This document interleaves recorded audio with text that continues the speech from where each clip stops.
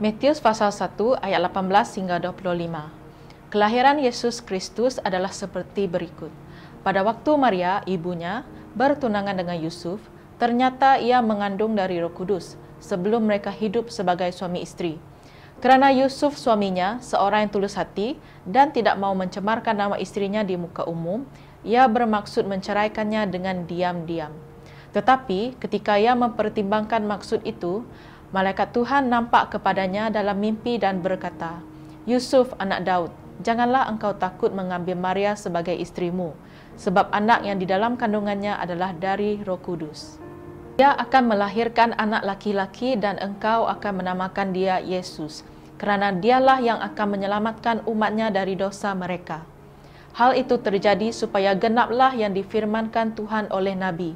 Sesungguhnya anak darah itu akan mengandung dan melahirkan seorang anak laki-laki, dan mereka akan menamakan dia Immanuel, yang berarti Allah menyertai kita.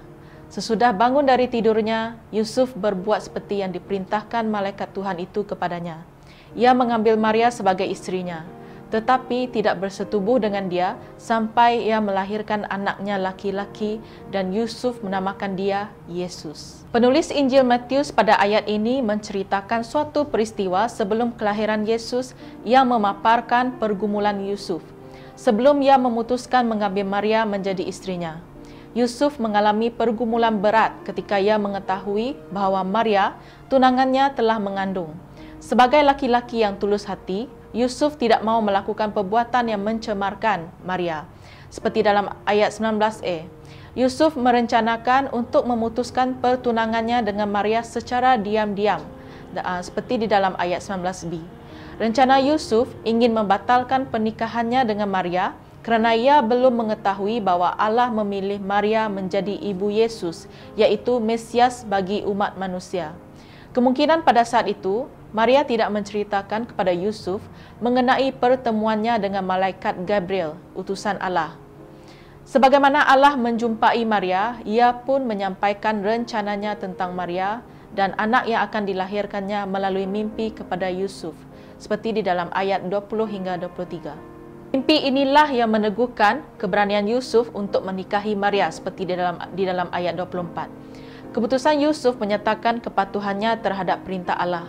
Keberanian Yusuf menunjukkan kepercayaannya terhadap rencana keselamatan Allah bagi umat manusia melalui Yesus, seperti dalam ayat 25. Yusuf berani melangkah untuk menikahi Maria dalam keadaan mengandung itu, kerana ia mau menundukkan dirinya kepada kedaulatan Allah dengan mengenepikan kepentingannya. Nah, saudara-saudari yang dikasihi dalam Yesus Kristus, seringkali kita tidak berani mengambil keputusan untuk tunduk kepada kehendak dan rencana Allah, kerana kita lebih mementingkan keinginan diri sendiri. Kita cenderung tidak bersedia mengambil risiko kehilangan sesuatu yang kita sukai dengan mengalihkan fokus hidup kepada rancangan Tuhan. Mari saya mengajak kita untuk lebih peka dan tunduk kepada suara dan kehendak Tuhan supaya kita dapat sama-sama mengalami berkat rencana Tuhan dalam kehidupan kita. Berilah peluang untuk Tuhan bekerja dalam hidup kita.